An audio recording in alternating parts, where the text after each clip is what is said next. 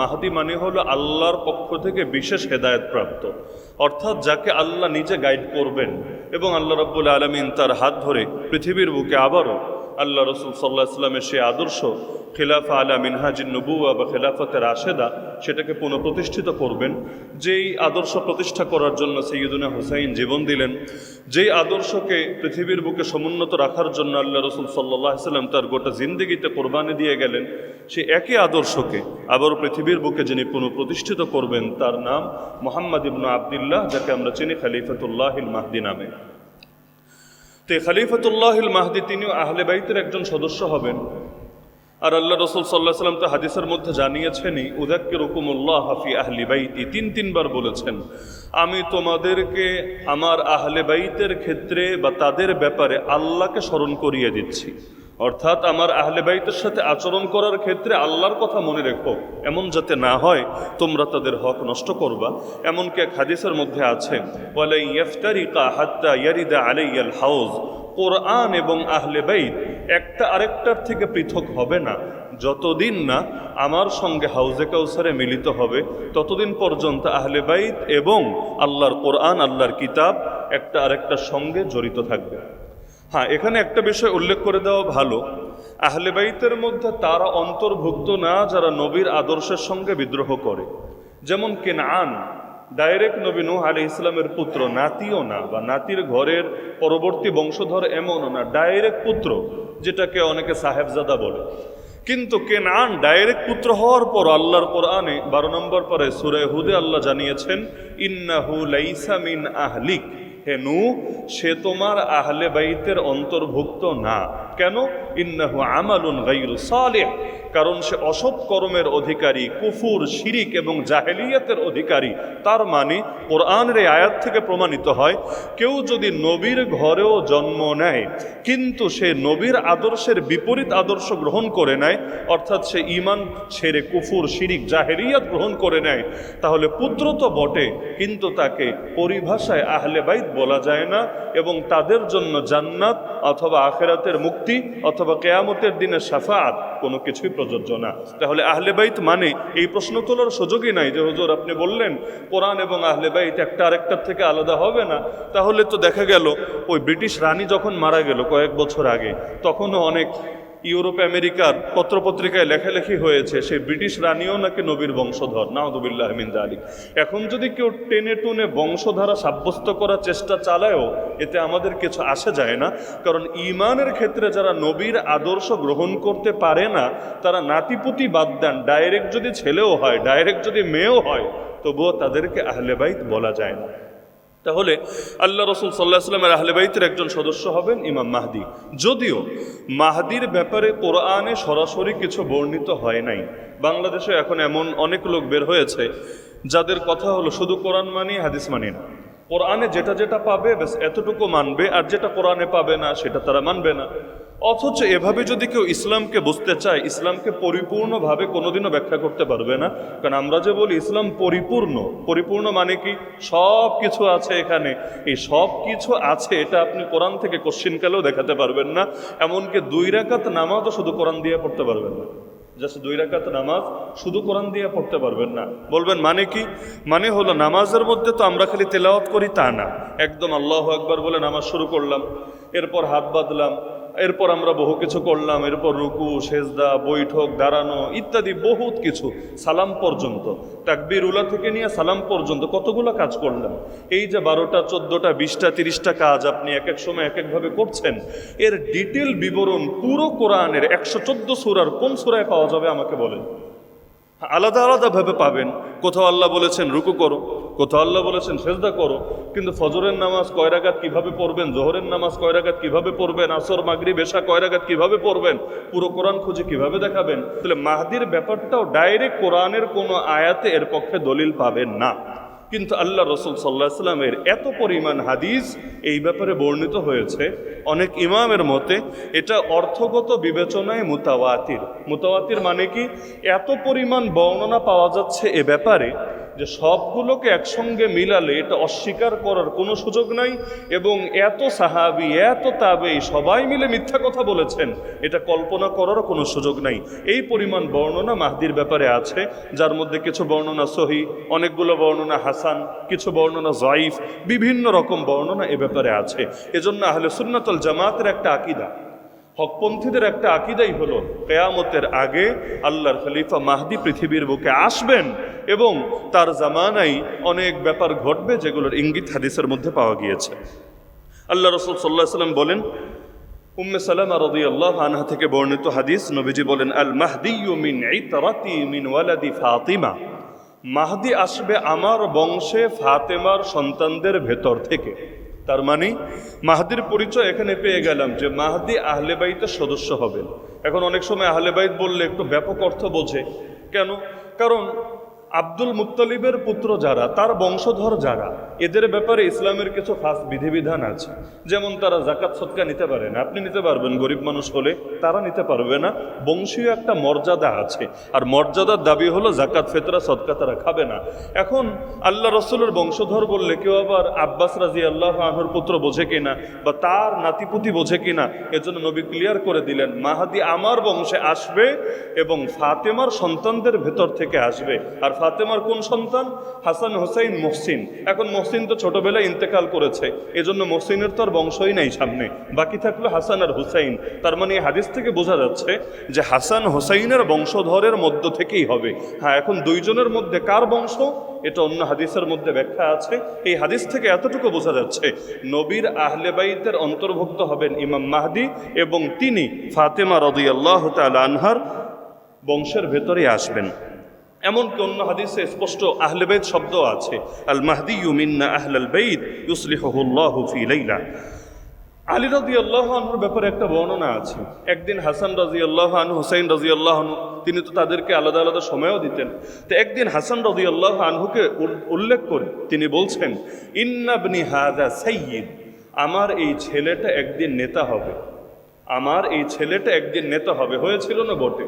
সকলে জানেন হাসান রাদিয়াল্লাহু আনহু 6 মাস খলিফা ছিলেন, 6 মাস।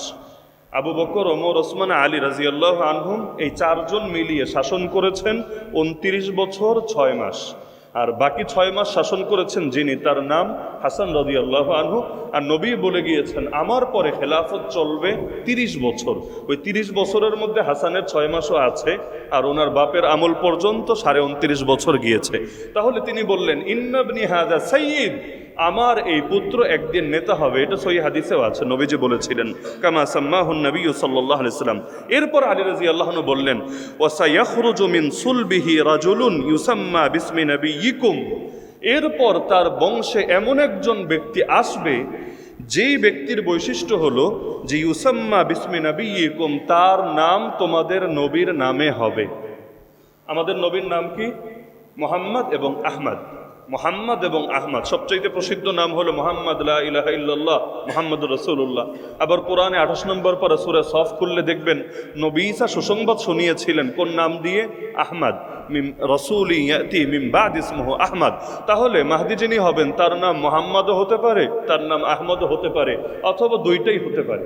এক নামের মধ্যে দুই নাম, বাংলাদেশেও থাকতে পারে মুহাম্মদ আহমদ, আছে না অনেকের নাম, মানে নামের আগে মোহাম্মদ এমনিও থাকে আর মাঝখানে তার নামের মধ্যে আহমদ শব্দও আছে। তো এখন বললেন যে তিনি তোমাদের নবীর নামে তার নাম হবে ইউশবিহুহু ফিল খুলুক ওয়ালা ইউশবিহুহু ফিল খালক, নবীর সঙ্গে তার চরিত্রের মিল থাকবে কিন্তু চেহারার মিল থাকবে না। নবীর সঙ্গে তার চরিত্রের মিল থাকবে কিন্তু চেহারা হুবহু নবীর চেহারার মতো হবে না। এরপর তিনি আরো বিস্তারিত হাদিস বললেন যে তিনি এসে পৃথিবীতে ইনসাফ কায়েম করবেন ওই সময়ের পরে যখন পৃথিবী জুলুম দিয়ে ভরে যাবে। তাহলে এই কথাটা আলী রাদিয়াল্লাহু আনহু কোন ছেলেকে সামনে রেখে বললেন? কোন ছেলেকে সামনে রেখে বললেন? হাসানকে, হুসাইনকে সামনে রেখে না। এখান থেকেই অধিকাংশ ইমাম এই মতামত পোষণ করেছেন যে দুই ছেলে যদিও ফাতেমা রাদিয়াল্লাহু আনহার দুই ছেলে থেকেই তার বংশ বিস্তার লাভ করেছে, কিন্তু এর মধ্যেও এই হাদিস থেকে বা এই বর্ণনা থেকে বোঝা যায় যে দুই পুত্রের মধ্যেও মাহদি যার বংশে আসবেন তার নাম হুসাইন না, বরং তার নাম হলো হাসান, যদিও শিয়ারা এটা মানতে পারেন। শিয়ারা মানতে না পারার কারণ হলো সব ফজিলত নিয়ে হুসেইন রাদিয়াল্লাহু আনহুর মধ্যে ঢুকিয়ে দিয়েছে। এবং আগে গত সপ্তাহে আমরা আলোচনা করেছিলাম হুসেইনের মৃত্যুবার্ষিকী পালন করে, কিন্তু হাসানেরটা সচরাচর পালন করা দূরের কথা, কোন তারিখে ইন্তেকাল করেছেন বা শহীদ হয়েছেন এইটা পর্যন্ত মনে রাখে না। এজন্য সব ফজিলত হুসেইন রাদিয়াল্লাহু আনহুকে দিতে দিতে এখন হাসান রাদিয়াল্লাহু আনহু সংক্রান্ত এই হাদিসটা পর্যন্ত দেখেও দেখে না, এরকম অবস্থা। তাহলে এই ফজিলতটা হাসান রাদিয়াল্লাহু আনহুকে কেন দেওয়া হলো? দুইটা ব্যাখ্যা। এক নম্বর ব্যাখ্যা হলো, আল্লাহ রাব্বুল আলামিন অতীত নবীদের ইতিহাস সামনে রাখলে দেখবেন নবী ইব্রাহিম আলাইহিস সালামের পুত্র ছিল দুইজন, একজনের নাম ইসমাইল আর একজনের নাম ইসহাক। কিন্তু ইসহাক আলাইহিস সালামকে আল্লাহ এত দেওয়া দিলেন যে তারপর থেকে নিয়ে নবী ঈসা পর্যন্ত যত নবী আসলেন সব এক বংশে, এর বাইরে কেউ আসে নাই। যত নবী, ইসহাক আলাইহিস সালামের পুত্রের নাম ইয়াকুব, তার পুত্রের নাম ইউসুফ, এভাবে নাম পড়া শুরু করেন, দেখবেন নবী ঈসা পর্যন্ত যত নবী রাসূল এসেছে সবাই ইসহাক আলাইহিস সালামের বংশে, ইসমাইল আলাইহিস সালামের বংশে, ওই পর্যন্ত জিরো। কিন্তু লাস্টে গিয়ে মাত্র একজন আসলো, বেশি না, মাত্র একজন।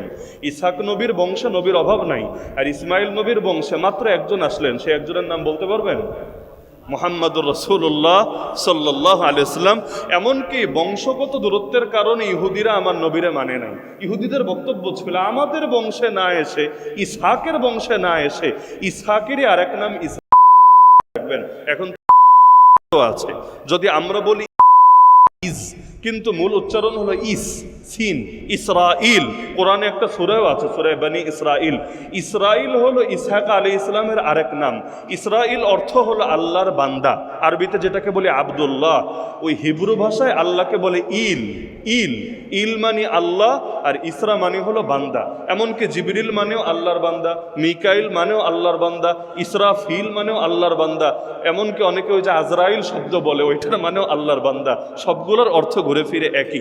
তাহলে ইসরাইলের বংশে যারা, তাদেরকে বলে বনি ইসরাইল। তাহলে সব নবী বনি ইসরাইল, কিন্তু মোহাম্মদ নবী তিনি বনি ইসরাইল না হয়ে বনি ইসমাইল, এটা তো মেনে নেওয়া সম্ভব না।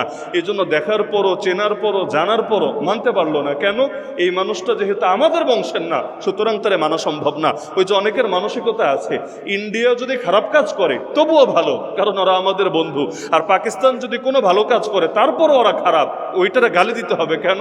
ওরা আমাদের শত্রু। মানে সব কিছু এই জায়গায় সীমাবদ্ধ করে ফেলে। আমার মনে আছে ওই বিগত সময়ে শেখ হাসিনার আমলে পাকিস্তানের বড় বড় আলেমদেরকেও বাংলাদেশে আনা যেত না মাহফিলে। তাহলে অনেক সময় মানুষের ভেতরে এই চেতনা কাজ করে। তাহলে এতদিন অপেক্ষায় ছিল আসবে, আমরা নবীকে মানব, আমরা তার সঙ্গে মিলে যুদ্ধ করব, আমরা তার আদর্শ পৃথিবীর বুকে প্রতিষ্ঠা করব। তো যেই মাত্র দেখলো আরে নবী এসেছে ঠিক আছে, কিন্তু আমাদের বংশে না, আরেক বংশে, ছি ছি ছি, এটা তো মেনে নেওয়া যায় না। না হলে আমাদের বংশের মান মর্যাদা কিছু থাকবে না। এজন্য চেনার পরও, জানার পরও মানলো না। কিন্তু ওদের মানা না মানায় কিছু আসে যায় না। ওরা মানলেই কি আর না মানলেই কি? আরে কেউ যদি সূর্যের আলো না দেখে, এতে সূর্যের কোনো ক্ষতি হয় না, এটা ওর চোখের দুর্বলতা, যে দেখতে পায় না। ওরা না মানলে কি? আসমান এবং জমিন এমন একটা জিনিসও নাই যেই জিনিসটা আমার নবীকে চেনে নাই এবং তাকে মানে নাই। নবীজি বলেন গুটি কয়েক জিন আর ইনসান বাদে এমন কোনো মাখলুক নাই যেই মাখলুক আমাকে চেনে নাই, আমাকে জানে নাই, আমাকে মানে নাই। তো এখন ওই ইসমাইল নবীর বংশে যেমন একজন আসলো, কিন্তু একজনই আলহামদুলিল্লাহ, একাই 100, আর কিছু লাগবে না, একাই 100। একইভাবে এই হাসান এবং হুসাইনের ক্ষেত্রে এটা হয়েছে। হুসাইন রাদিয়াল্লাহু আনহুর বংশে আপনি বরেণ্য বুজুর্গ এবং ইমামদের তালিকা করেন, অভাব নাই। কিন্তু হাসান রাদিয়াল্লাহু আনহুর বংশ ওই তুলনায় আপনি নাম কম পাবেন। কিন্তু কম পেলেও লাস্টে গিয়ে এমন একজন আসবেন, আলহামদুলিল্লাহ, একাই 100। ওই একজনই এই পরিমাণ শান এবং মানের অধিকারী। আমাদের ইমামরা একমত, সাহাবীদের পরে ইমাম মাহদির দাম এত বেশি যে গোটা উম্মতের সঙ্গে আমাদের সঙ্গে কোনো তুলনাই চলে না। গোটা আমরা যারা আছি বর্তমান পৃথিবীতে সবাইরা যদি এক পাল্লায় উঠান, তবু আল্লাহর খলিফা মাহদি সমমান এবং সমমর্যাদার হবে না। এক কারণ। দ্বিতীয় কারণ হলো, আমরা গত সপ্তাহে আলোচনা করেছিলাম, কারো কারো মনে থাকার কথা, যে আল্লাহর জন্য কেউ যদি স্যাক্রিফাইস করে, ত্যাগ করে, আল্লাহ তাকে এর চাইতে ভালোটা দেয়। গত সপ্তাহে আমরা কিন্তু আলোচনা করেছি এবং কয়েকটা ঘটনা উল্লেখ করেছি যে আল্লাহর জন্য কেউ যদি ত্যাগ করে, কোনো কিছু ছাড়ে, সে যেটা ছাড়লো আল্লাহ তাকে এর চাইতে ভালোটা, আখিরাত না খালি, আল্লাহ দুনিয়াতেও দিয়ে দেয়। তো মাহদির ব্যাপারে হাদিসের একটা বাক্য হলো ইউসলিহুল্লাহু ফি লাইলা, মাত্র এক রাতে আল্লাহ তাকে প্রস্তুত করে দেবেন, মাত্র এক রাতে। এর মানে কি? এখান থেকে কয়েকটা বিষয় নিশ্চিত হওয়া যায়। মাহদি যিনি হবেন তিনি নিজেও আগে জানবেন না যে তিনি মাহদি। দ্বিতীয় বিষয় হলো, মাহদি যিনি হবেন আল্লাহ রাব্বুল আলামিন তাকে এক রাতে প্রস্তুত করার মানে হলো যেই সময়ে তার দায়িত্ব নেওয়ার টাইম আসবে। এখন সেটা কত বছরে আল্লাহ ভালো জানেন। কোনো অত্যন্ত দুর্বল বর্ণনায় দেখা যায় 40 বছর বয়সে, কিন্তু নিশ্চিত বলার সুযোগ নেই, কারণ বর্ণনা যদি সহি না হয় এর ভিত্তিতে আসলে আন্দাজে কথা বলা উচিত না, নিশ্চিত করার সুযোগ নেই। তো 40ই হোক আর যত বছরই হোক, যখন তার দায়িত্ব নেওয়ার সময় আসবে, মাত্র এক রাতে আল্লাহ তাকে প্রস্তুত করার কি অর্থ? দুইটা অর্থ।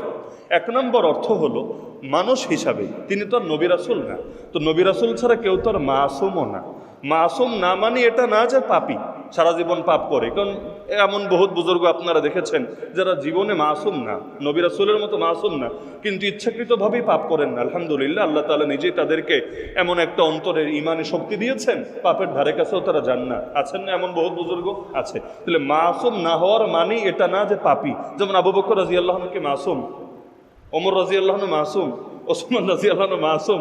আলী রাদিয়াল্লাহু আনহু মাসুম? কোনো সাহাবী তো মাসুম না। কিন্তু মাসুম না হওয়ার মানে কি এটা যে ওনারা সারাদিন খালি পাপ আর পাপই করতো? না, বরঞ্চ ইমানে শক্তি আল্লাহ তাদেরকে এই পর্যায়ে দিয়েছিলেন যে ইচ্ছাকৃতভাবেই তারা এই পাপগুলোতে জড়াতেন না। এরপরও মানুষ হিসাবে কখনো কখনো সামান্য সগীরা অথবা ভুলভ্রান্তি অথবা সামান্য মাকরু এগুলো হতে পারে কিনা? তাহলে এক ব্যাখ্যা কেউ কেউ করেছেন যে মাহদিকে আল্লাহ ওই এক রাতে এমনভাবে প্রস্তুত করে দিবেন যে তার অতীতের যদি সগীরা গুনাহ থাকে, কিছু মাকরুহও থাকে, কিছু আদবের খেলাফও থাকে, অথবা কোথাও সুন্নতের একটু ব্যতিক্রম আচরণও থাকে, আল্লাহ সব কিছু থেকে তাকে পবিত্র বানিয়ে দায়িত্ব পালনের এমন এক উপযুক্ত করবেন। ওই আলী যেভাবে বলেছিলেন নবীর সঙ্গে চরিত্র মিলবে, চেহারা মিলবে না, একইভাবে আল্লাহ রসুলের সঙ্গে তার চরিত্র এমনভাবে মিলবে যে নবী যেভাবে অনুসরণীয় ছিলেন তিনি অনুসরণীয় হয়ে যাবেন। তবে অধিকাংশ ইমাম এই ব্যাখ্যা করেননি, তাদের মতে ব্যাখ্যাটা ডিফারেন্ট। সেটা কি? এবং আমরাও এটাকেই বেশি পারফেক্ট মনে করি এই ব্যাখ্যাটার চাইতে, পরেরটা। সেটা কি? যে দায়িত্ব গ্রহণ করা, নেতৃত্ব দেওয়া ভিন্ন জিনিস, বুজুর্গ হওয়া ভিন্ন জিনিস, পীরসাব হওয়া ভিন্ন জিনিস, আর নেতা হওয়া ভিন্ন জিনিস। বুজুর্গ হলেই বড় নেতা হবে এমনটা জরুরি না। উপরন্তু অনেক সময় উল্টাটা হয়, যারা বেশি বুজুর্গ হয় অনেক সময় সাদাসিধা হয়, নিজেও ভালো মানুষ, সবাইরে ভালো মানুষ মনে করে, কিন্তু নেতাগিরি করতে চাইলে সমাজের একদম ইতর লোকটারে নিয়েও তো চলা লাগে। তো এখন কে কেমন এটা আপনি বুঝতে চাইলেও নিজের ভেতরে অতি আহামরি বুজুর্গি থাকলে অনেক সময় লোক চেনাটাও মুশকিল হয়ে যায় এবং পদে পদে ধোঁকা খেয়ে যায়। এজন্য বেশি ভালো মানুষ পেলে অনেক ব্যবসায়ীরা খুশি হয় না যে হুজুরে আজকে পাইছে, আজকে ঠকাবো ইচ্ছা করে। কেন? এই হুজুর কি আর দামাদামি করবে? উনি কি আর মালটাল চিনবে? এখন গরুর গোশতে যত 2 নম্বরই করা যায়, সোনা গয়নায় যত 2 নম্বরই করা যায়, এরকম হুজুর পেলে অনেকে খুশি হয়। ঠকানোর পরে বলে হুজুর মানুষ দেখে দামটা একটু কম রাখলাম, অথচ ওদিকে যে কি ক্ষতিটা করে দিয়েছে এটা তো আর টের পাচ্ছে না। হয় না এমন অনেক সময়? আল্লাহ হেফাজত করুক। এজন্য শাসক যারা হয়, রাষ্ট্রপ্রধান যারা হয়, এরা বেশি সাদাসিধা মানুষ হলে দেশটাকে নিয়ন্ত্রণ করা জটিল হয়ে যায়। বেশি ভদ্র মানুষ দিয়ে রাজনীতি হওয়া কঠিন। কেন?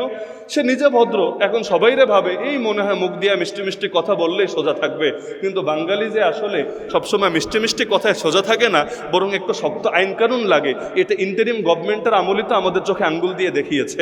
আরে সপ্তাহে সপ্তাহে খালি যমুনা ঘেরাও, যমুনা ঘেরাও, যমুনা ঘেরাও। কেন? সবার যমুনা ঘেরাও শখ পূরণ হয়ে গেছে, এসকো মিটে গেছে, সবার সব দাবি আদায় শেষ হয়ে গিয়েছে। এখন জানা বেটা যমুনা ঘেরাও কর, এখন যা আন্দোলন নিয়ে মাঠে নাম। এখন আর নামবে না। কেন?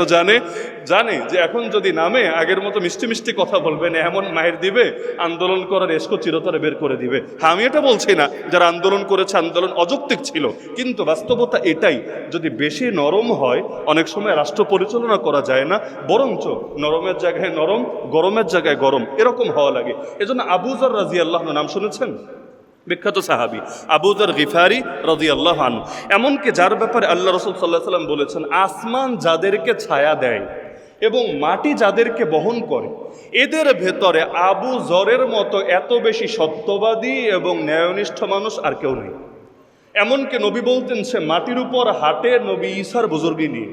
মানে নবী ঈসা আলাইহিস সালাম যেমন বুজুর্গ ছিলেন, আবু যরের বুজুর্গিকে সেই নবীর সঙ্গে, একজন নবীর সঙ্গে তুলনা দিয়ে বলছেন বিজুহদি ঈসা ইবনে মারইয়াম, সেই ঈসা আলাইহিস সালামের মতো বুজুর্গি নিয়ে সে পৃথিবীর বুকে হাঁটে। এত দামি সাহাবী, কোনো সন্দেহ নাই, এত দামি সাহাবী, কিন্তু একবার নবীর কাছে একটা দায়িত্ব চাইল, ইয়া রাসূলুল্লাহ আমাকে অমুক এলাকার গভর্নর বানিয়ে দেন। গভর্নর তো বুঝেন, প্রশাসক। এখন যেমন ধরেন ডিসি থাকে না, ডিসি মানে আপনি এই জায়গার প্রশাসক। আবার সিটি কর্পোরেশনে মনে করেন মেয়র নাই, প্রশাসক হিসাবে দায়িত্ব আছে, আপনি এ জায়গার প্রশাসক। আগে এরকম প্রদেশ থাকতো, মক্কা প্রদেশ, মদিনা প্রদেশ, ইরাক প্রদেশ, শাম প্রদেশ। এই প্রদেশে একজন তো খলিফা আছেই কেন্দ্রীয়, কিন্তু এক নেতা তো আর সারা দুনিয়া চালাতে পারবে না। এজন্য প্রত্যেক প্রদেশে আলাদা আলাদা গভর্নর দিত। আবু যর রাদিয়াল্লাহু আনহু গিয়ে বলল, ইয়া রাসূলুল্লাহ, আমারও একটা প্রদেশের গভর্নর বানায়া দেন না। হ্যাঁ, লোভের কারণে বলেছেন তা না, নাউযুবিল্লাহ। সাহাবীর ব্যাপারে এই কথা মনে আনবেন না যে লোভের কারণ দায়িত্ব চাচ্ছেন, বরঞ্চ ওই মাঝে মাঝে দেখবেন অনেক রিক্সাওয়ালাও বলে, এই রে আমারও যদি প্রধানমন্ত্রী বানাই তো দেখাই দিতাম।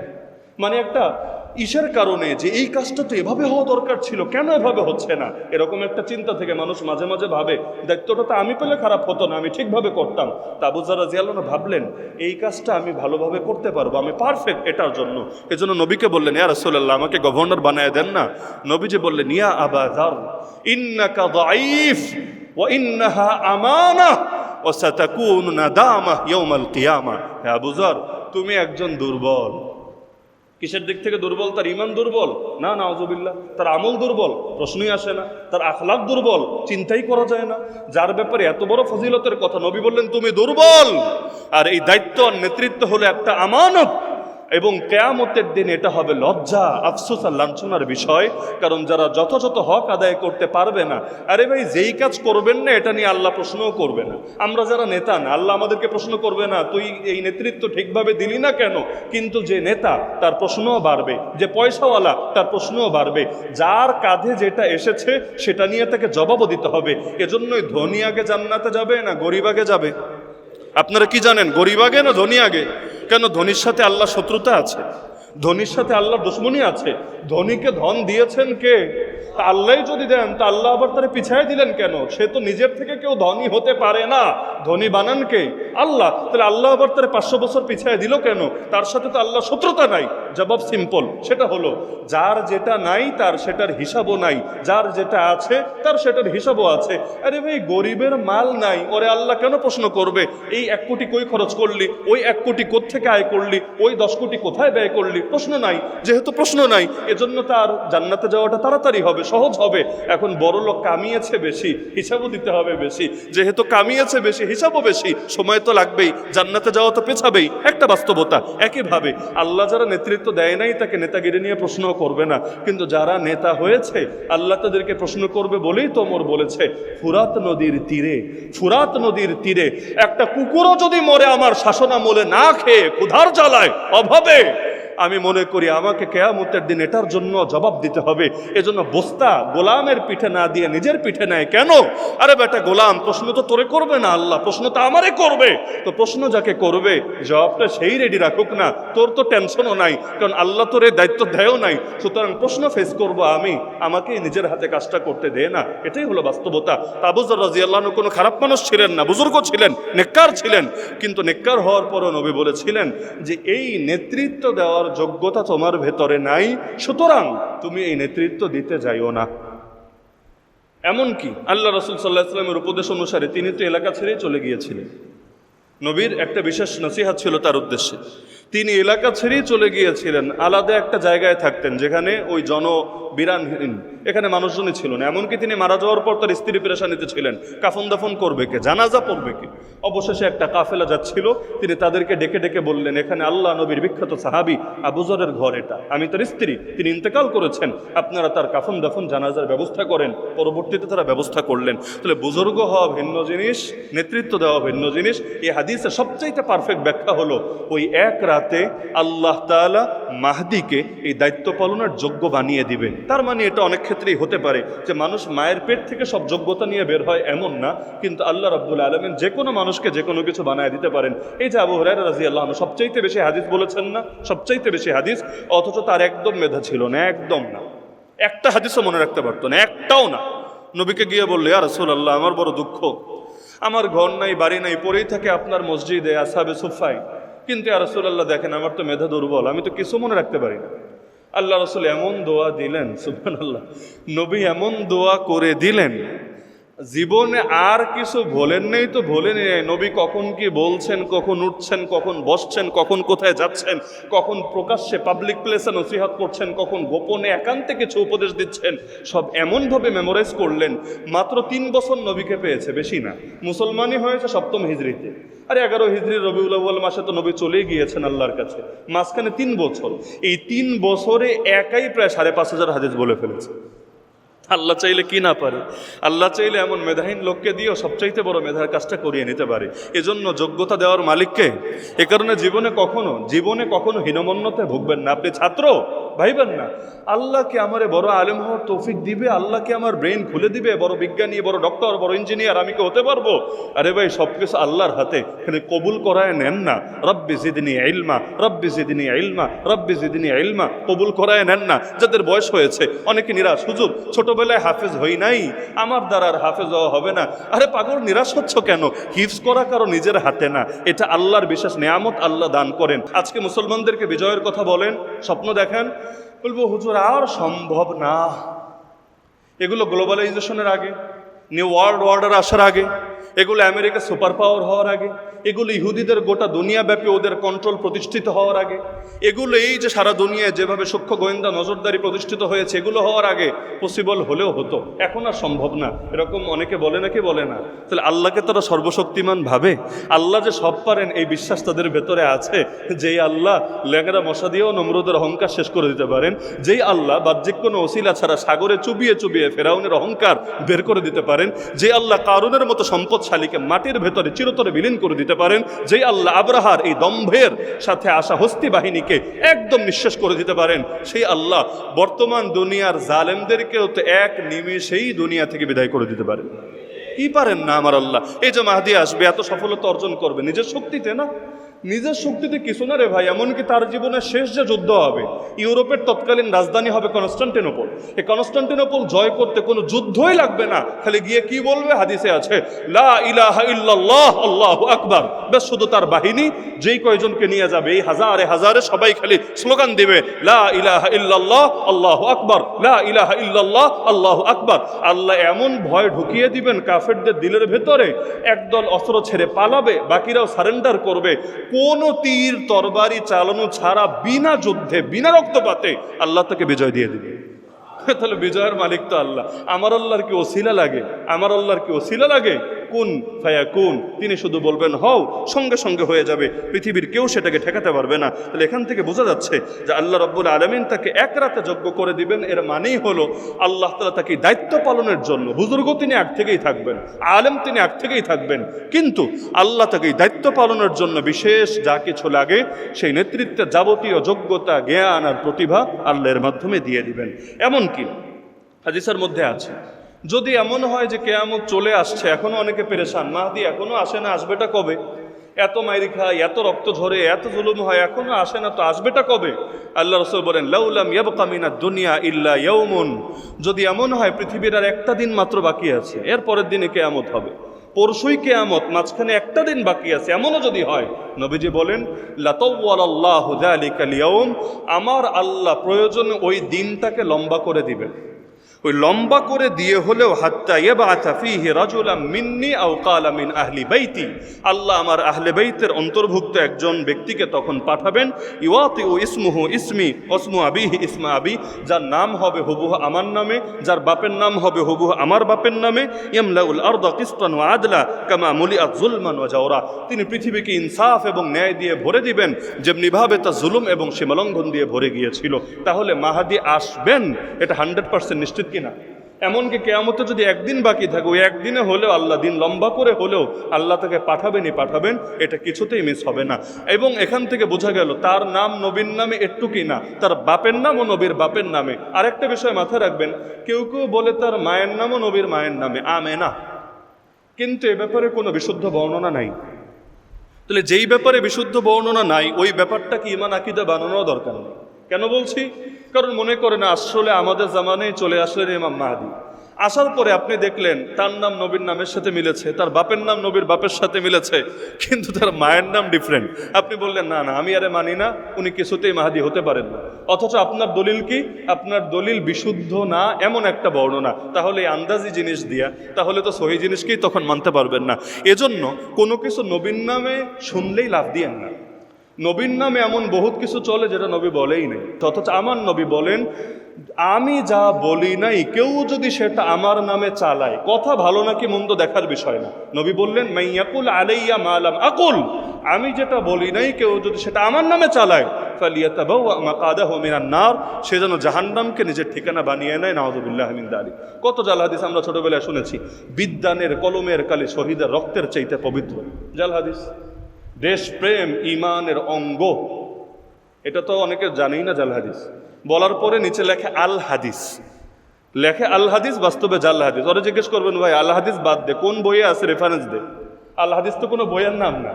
বুখারীতে আছে থাকলে নাম্বার বল, মুসলিমে আছে, আবু দাউদ, তিরমিজি, নাসাই, ইবনে মাজাহ, মুওয়াত্তা মালিক, মুওয়াত্তা মুহাম্মদ, মুসনাদে আহমদ, মুসান্নাফ ইবনে আবি শাইবা, মুসান্নাফে আব্দুর রাজ্জাক, কই আছে? মুসনাদে আবি দাউদ, তায়ালিস, নাম বল কোন বইয়ে আছে। এটা আর বলতে পারবে না। কেন? কারণ এটা তো সে বানিয়েছে অথবা তার পূর্বপুরুষরা বানিয়েছে। এটা বানাবে এখন হাদিসের রেফারেন্স পাবে কোথায়? আর তার মধ্যে আপনি জিজ্ঞেস করেন ইমানে তো ৭৭টা অঙ্গ ছোটবেলায় শিখে এসেছি, তাহলে এইটা কয় নাম্বার অঙ্গ? নাম্বারটা একটু বল না। এমনকি ৭টা তো আমরা সবাই বাচ্চাদেরকেও শিখাই, আমানতু বিল্লাহি ওয়া মালাইকাতিহি ওয়া কুতুবিহি ওয়া রুসুলিহি ওয়াল ইয়াউমিল আখিরি ওয়াল কদরি খাইরিহি ওয়া শাররিহি মিনাল্লাহি তাআলা ওয়াল বাসি বাদাল মাউত। এর মধ্যে তোমার দেশপ্রেম এটা কয় নম্বরে আছে? এমনকি দেশ মানে কি, দেশটা তো একটা ডিফারেন্ট বিষয়। 1947-এর আগে দেশ বলতে কতটুকু বোঝাতো? 1947 থেকে 71 পর্যন্ত দেশ বলতে কতটুকু বোঝাতো? 1971 থেকে এখন পর্যন্ত দেশ বলতে কতটুকু বোঝাচ্ছে? তাহলে ইমানের অঙ্গ কি বাড়ে আর কমে? এই কয় বছর এতটুকুরে ভালো না বাসলে ইমান হওয়া যাবে না, ওই কয় বছর আবার এইটারে বাদ দিয়া বাকি মাইনাস করে বাকিটারে ভালোবাসতে হবে, না হলে ইমানদার হওয়া যাবে না। এরকম কি ইমানও কয় বছর পর পর অ্যান্ড্রয়েডের মতো আর আইফোনের আইওএসের মতো আপডেট নেয় নাকি, যে আপডেট নিয়ে নিয়ে তার ভার্সন চেঞ্জ হবে? নাউযুবিল্লাহি মিন যালিক। হ্যাঁ, এখন বলবেন দেশকে কি ভালোবাসা লাগবে না? আরে ভাই ভালোবাসা লাগবে, কিন্তু এর জন্য জাল হাদিস বানানো লাগবে না। দেশকে ভালোবাসা লাগবে, কিন্তু এর জন্য জাল হাদিস বানানো লাগবে না। নবী সহি যেগুলো বলেছে ওইগুলোই বইলে শেষ করতে পারবেন না। আন্দাজে নিজের থেকে বানানোর দরকারটা কি? আল্লাহ মাফ করুন, আল্লাহ হেফাজত করুন। এজন্য মাহদির ব্যাপারে জাল হাদিস শেখা লাগবে, ইমাম মাহদির ব্যাপারে জাল হাদিস শেখা লাগবে। আমার নবী সহি যেগুলো বলেছেন সেগুলোই চলবে। এই যে মহরমে অনেক ভণ্ডামি হয়েছে, যারা করেছে ওদেরকে ধরেন, দলিল দাও, দলিল দাও, রেফারেন্স চান, দেখবেন জাল হাদিস আর জাল হাদিস আর জাল হাদিস। প্রত্যেকটা ভণ্ডামির পক্ষে কয়েক ডজন করে জাল হাদিস বানিয়ে রেখেছে। কেন? কারণ তারা জানে যদি নিজেদের নামে চালায় পাবলিক খাবে না, কিন্তু নবীর নামে যদি কোনোভাবে চালায় দিতে পারে পাবলিক এটা খেতে দ্বিধা করবে না। এজন্য বহুত মাল তৈরি হয় জিঞ্জিরায়, লেখা দেয় চায় না। বহুত মাল তৈরি হয় জিঞ্জিরায়, কিন্তু লেখা দিবে মেড ইন চায়না। কেন? ওইটা লিখলে একটু ব্র্যান্ড ভ্যালু বাড়ে। এজন্য ভণ্ডরা হাদিস বানায় আর চালায় কাল রাসূলুল্লাহ সাল্লাল্লাহু আলাইহি ওয়াসাল্লাম বলে। নাউযুবিল্লাহি মিন যালিক। এজন্য মনে রাখবেন মাহদি আমাদের আমলের অংশ না, কিন্তু আমাদের আকীদার অংশ। আর আমাদের যুগে যদি তিনি চলে আসেন তাহলে আমলের অংশ। কারণ নবী বলেছেন বরফের পাহাড়ে হামাগুড়ি দিয়ে হলেও, বরফের পাহাড়ে হামাগুড়ি দিয়ে হলেও তোমরা ইমাম মাহদির হাতে হাত রাখবা, তাকে বায়াত দিবা। এমনকি তার গুণ পর্যন্ত হাদিসে বলে দিয়েছে যাতে চিনতে দ্বিধা না হয়। সেই হাদিসে তার 2টা গুণের কথা আছে। তার কপাল হবে চওড়া, ছোটখাটো কপাল না, কপাল হবে চওড়া। কপাল চওড়া হওয়ার মানেই হলো এদিকে চুল আস্তে আস্তে অনেকের এই পর্যন্ত দেখা যায় কপালটা ঢেকে যায়, এরকম না। বরঞ্চ তার চুলটা টাক হবে না, টাক না, কিন্তু এতটা ভেতরে থাকবে যে কপালটা দেখতে চওড়া মনে হবে। তাহলে চওড়া কপাল না এমন কেউ যদি মাহদি দাবি করে উম্মতের চিন্তা আর ভুল হবে না, হাদিস মিলছে না। 2 নম্বরে সেই হাদিসে আছে তার নাকটা হবে এমন নাক, আল্লাহ রসুলের শব্দ হলো আকনাল আনফি, মানে কি নাকটা হবে লম্বা, নাকের মাথাটা হবে সরু, ডগাটা হবে সরু, আর নাকের মাঝখানে এখানে একটু উচ্চতা থাকবে। নাকের মাঝখানটা একটু উঁচু, ডগাটা হলো সরু, নাকটা হলো চিকন, আল্লাহ রসুল বলেছেন। তাহলে এখন যদি মোটা নাকের কেউ আসে অথবা নাক চিকন ঠিক আছে কিন্তু অন্য কোনো একটা জায়গায় মিলছে না, তাহলে উম্মতেরা চিনতে দিতে থাকবে না। এমনকি দুর্বল হাদিসও তো ইঙ্গিতের অভাব নাই, যেমন তার এক গালের মধ্যে একটা তিল থাকবে, এটা আছে। এমনকি তার 2 দাঁত, সামনের 2 দাঁতের মধ্যে হালকা ফাঁক থাকবে, একসঙ্গে লাগানো থাকবে না, এটা আছে। এমনকি তার দাঁতগুলো এত সাদা হবে যে এগুলো আকাশে তারকার মতো জলজলে উজ্জ্বল হবে, এটা আছে। এমনকি দখমুল বাতান, তার পেটটা একটু মোটা হবে, হ্যাঁ ওই ভরিওয়ালা না, বড়িওয়ালা না যে আরেকজনের দৈরে দৈরে হাঁটা লাগে, পেট মোবারক ধরে রাখে এরপর তিনি হাঁটেন, এরকম না, বরঞ্চ একটু স্বাস্থ্যবান হবেন এবং তার পেটটা একটু বেশি থাকবে। আলী রাদিয়াল্লাহু আনহু এমন পেটওয়ালা ছিলেন। আলী রাদিয়াল্লাহু আনহু ইমাম ইবনু আব্দুল বার রহমতুল্লাহ আলী আল ইস্তিআফি মারিফাতিল আসহাব গ্রন্থে লিখেছেন আলী রাদিয়াল্লাহু আনহু দখমুল বাতান ছিলেন, অর্থাৎ তার পেটটা একটু মোটা ছিল। কিন্তু এর মানে এটা না যে তিনি যুদ্ধ করতে জানতেন না। ওই আমাদের পেট মোটা হলে আইলসা হয়ে যায়, নড়তে চড়তে পারে না, হাঁটতে দৌড়াতে পারে না। কিন্তু তিনি এত বড় বীর, এত বড় সেনাপতি, এত বড় যোদ্ধা, তার পেট এক্ষেত্রে কোনো বাধা হতো না। তাহলে হাসান রাদিয়াল্লাহু আনহু বংশে যে আসবে ইমাম মাহদি, তার এখানে মিল থাকবে। এরকম দুর্বল বর্ণনায় অসংখ্য আছে, তো দুর্বলগুলো বাদই দেন, শক্তিশালী বর্ণনায় কপাল আর নাকের কথা আছে। তাহলে ইমাম মাহদি সংক্রান্ত আরও অনেক আলোচনা আছে। এ সপ্তাহে তো আর আমাদের সময় ইতিমধ্যে শেষ হয়ে আর ওভার হয়েছে।